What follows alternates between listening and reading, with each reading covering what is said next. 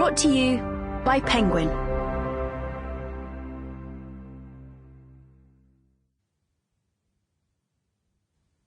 The Identity Trap by Yascha Mounk. Read by J.D. Jackson. Introduction. The Lure and the Trap. In the late summer of 2020, Kyla Posey asked the principal of Mary Lynn Elementary School in the wealthy suburbs of Atlanta whether she could request a specific teacher for her 7-year-old daughter. "No worries," the principal responded at first. "Just send me the teacher's name." But when Posey emailed her request, the principal kept suggesting that a different teacher be a better fit. Eventually, Posey, who is black, demanded to know why her daughter couldn't have her first choice. "Well," the principal admitted, "that's not the black class." The story sounds depressingly familiar. It evokes the long and brutal history of segregation, conjuring up visions of white parents who are horrified at the prospect of their children having classmates who are black. But there is a perverse twist. The principal, Sharon Briscoe, is herself black. As Posey told the Atlanta Black Star, she was left in disbelief that I was having this conversation in 2020 with a person that looks just like me, a black woman. It's segregating classrooms. You cannot segregate classrooms. You can't do it. The events at Mary Lynn Elementary School, it turns out, are not the continuation of an old and familiar story. They are part of a new ideological trend.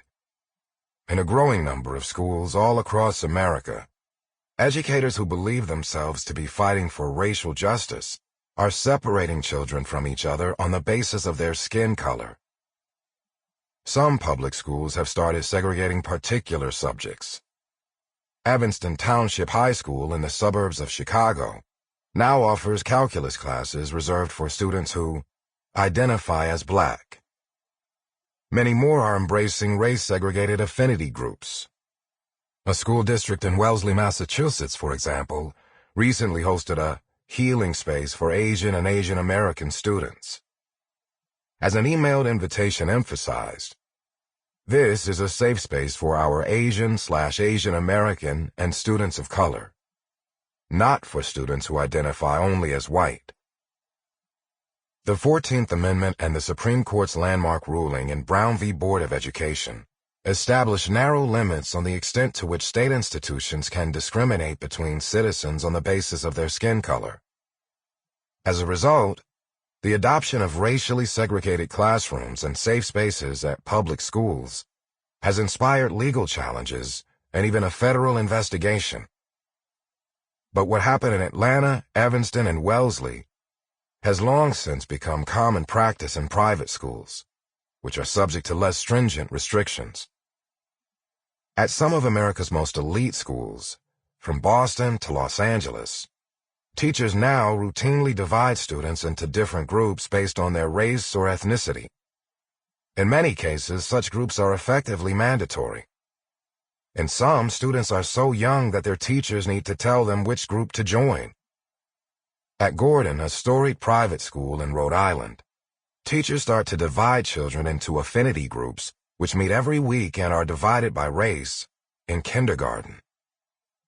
A play-based curriculum that explicitly affirms racial identity, wrote Julie Parsons, a longtime teacher at Gordon, which was recently honored for its efforts at diversity, equity, and inclusion by the National Association of Independent Schools, is especially important for the youngest learners. Dalton, a prestigious school on New York's Upper East Side that educates the children of the city's elite, has gone out of its way to explain the pedagogical goals that animate such practices. According to statements and outside resources hosted on Dalton's website, anti-racist institutions must help their students achieve the right racial identity. A conversation between experts convened by a prominent organization that has worked closely with the school and is fittingly called Embrace Race points out that when students are young, even a person of color or black person might say, Sample complete. Ready to continue?